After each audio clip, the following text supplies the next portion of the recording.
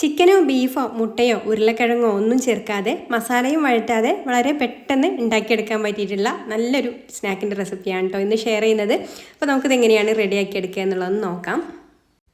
അപ്പോൾ ഈ ഒരു സ്നാക്ക് ഉണ്ടാക്കാൻ വേണ്ടിയിട്ട് ഞാനിവിടെ ബ്രെഡ് എടുത്തിട്ടുണ്ട് കേട്ടോ. 2 സ്ലൈസ് ബ്രെഡ് എടുത്തിട്ടുണ്ട്. അതിന് നമുക്ക് ഇതുപോലെ ഒന്ന് കട്ട് ചെയ്തെടുക്കാം. ഇങ്ങനെ കോണായിട്ടൊന്ന് കട്ട് ചെയ്തെടുത്താൽ മതി. ഈ ഒരു രീതിയിൽ നിങ്ങൾക്ക് ഇഷ്ടമുള്ള പോലെ കട്ട് ചെയ്തെടുക്കാം കേട്ടോ. ഈ ഒരു രീതിയിൽ തന്നെ കട്ട് ചെയ്തെടുക്കണമെന്നൊന്നുമില്ല, കുറച്ചും കൂടെ നല്ലത് ഈ ഒരു രീതിയിൽ കട്ട് ചെയ്തെടുക്കാം കേട്ടോ, കാണാൻ ഒരു ഭംഗിക്കൊക്കെ വേണ്ടിയിട്ട്. അപ്പോൾ ഞാനിതുപോലെ കട്ട് ചെയ്തെടുത്ത് മാറ്റി വെക്കുന്നുണ്ട്.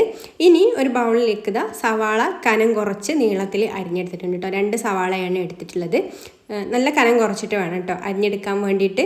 ഇനി ഇതിലേക്ക് ഒരു 2 പച്ചമുളക് ചെറുതായിട്ട് അരിഞ്ഞതും പിന്നെ കുറച്ച് മല്ലിയില പൊടിയായിട്ട് അരിഞ്ഞതും ചേർത്ത് കൊടുക്കുന്നുണ്ട്.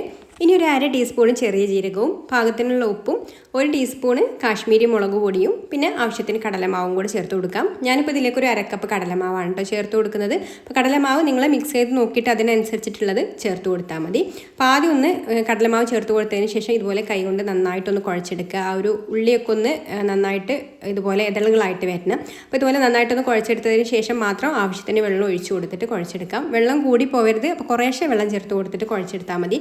നമുക്കിത് ഇതുപോലെ ഇങ്ങനെ ഷേപ്പാക്കി എടുക്കാൻ പാകത്തുള്ള, ഒരുപാട് ലൂസും ആവരുത് എന്നാൽ ഒരുപാട് ടൈറ്റും ആവരുത്, ആ ഒരു രീതിയിൽ വേണം കേട്ടോ ഇത് കുഴച്ചെടുക്കാൻ വേണ്ടിയിട്ട്. അപ്പോൾ കുഴച്ച് നോക്കിയിട്ട് പിന്നെ കടലമാവ് കുറവുണ്ടെങ്കിൽ നമുക്ക് ആ ഒരു സമയത്ത് ചേർത്ത് കൊടുക്കാം. അപ്പോൾ ഈ ഒരു രീതിയിലാണ് കേട്ടോ കുഴച്ചെടുക്കേണ്ടത്. നമുക്കിങ്ങനെ ഒരു ഷേപ്പാക്കി എടുക്കാൻ പറ്റുന്ന ആ ഒരു രീതിയിൽ. ഇനി നമ്മളിതാ നേരത്തെ കട്ട് ചെയ്ത് വെച്ചിട്ടുള്ള ഒരു ബ്രെഡിൻ്റെ പീസ് എടുത്തിട്ട് അതിൻ്റെ മുകളിലും സൈഡിലും ഒക്കെ 2 ഭാഗത്തും ഇതുപോലെ ഈ ഒരു മാവൊന്ന് ഇതുപോലെ പിടിപ്പിച്ച് കൊടുക്കാണ്ട് ചെയ്യുന്നത്. ഇതുപോലെ അങ്ങ് വെച്ച് കൊടുത്താൽ മതി. അവിടെ ഇരുന്നോളും. ഒന്നങ്ങ് പ്രസ് ചെയ്ത് കൊടുത്താൽ മതി. അപ്പോൾ ഒന്ന് ലെവലായിട്ട് ഇരുന്നോളും. അപ്പോൾ ഇങ്ങനെ ചെയ്യുന്ന സമയത്ത് നമുക്ക് ഇതിലേക്ക് എണ്ണ കുടിക്കില്ല കേട്ടോ. ബ്രെഡിൽ ശരിക്കും നമ്മൾ ബ്രെഡ് പൊടിച്ചെടുക്കുന്ന സമയത്ത് ചിലപ്പോൾ എണ്ണ കുടിക്കാനൊക്കെ ചാൻസ് ഉണ്ട്. അപ്പോൾ ഇതുപോലെ നന്നായിട്ട് കവർ ചെയ്തിട്ട് ഫ്രൈ ചെയ്തെടുക്കുകയാണെന്നുണ്ടെങ്കിൽ എണ്ണ ഒട്ടും കുടിക്കില്ല. പിന്നെ കടലമാവ് ആയതുകൊണ്ട് എണ്ണ തീരെ കുടിക്കില്ല കേട്ടോ കടലമാവിൽ. അപ്പോൾ ഇത് നന്നായിട്ട് ഇതുപോലെ അങ്ങ് കവർ ചെയ്ത് കൊടുത്തിട്ട് മാറ്റി വെക്കാം. ബാക്കിയുള്ള പീസുകളെല്ലാം ഇതുപോലെ കവർ ചെയ്തെടുത്തതിന് ശേഷം നല്ല ചൂടായിട്ടുള്ള ഓയിലിലേക്ക് ഇട്ട് കൊടുത്തിട്ട് ഫ്രൈ ചെയ്തെടുക്കാം. അപ്പോൾ ഇത് ഇട്ട് കൊടുക്കുന്ന സമയത്ത് നല്ല ചൂട് വേണം എണ്ണ. എന്നിട്ട് പിന്നെ ഒന്ന് മീഡിയം ഫ്ലെയിമിൽ വെച്ചിട്ട് ഫ്രൈ ചെയ്തെടുത്താൽ മതി കേട്ടോ. എന്നാലുള്ള ആ ഒരു പുറം ഭാഗമൊക്കെ നല്ല മൊരിഞ്ഞ് കിട്ടുള്ളൂ.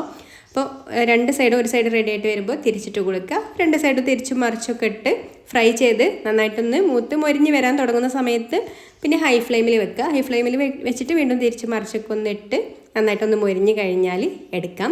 അപ്പോൾ ഇത്രയേ ഉള്ളൂ. സിമ്പിളായിട്ട് ഉണ്ടാക്കിയെടുക്കാൻ പറ്റിയിട്ടുള്ള ഒരു സ്നാക്കാണ്. ഇനി നമുക്കിത് മുഴുവനായിട്ട് ഇങ്ങനെ അല്ലെങ്കിലും ഇത് കട്ട് ചെയ്തിട്ട് വേണമെന്നുണ്ടെങ്കിലും സെർവ് ചെയ്യാം കേട്ടോ. അടിപൊളി ടേസ്റ്റാണ്. പുറമേ നല്ല ക്രിസ്പി ആയിട്ടുള്ള ഒരു സ്നാക്കാണ്. അകത്ത് ആ ഒരു ബ്രെഡിൻ്റെ സോഫ്റ്റ്നെസ്സും ഉണ്ടാവും.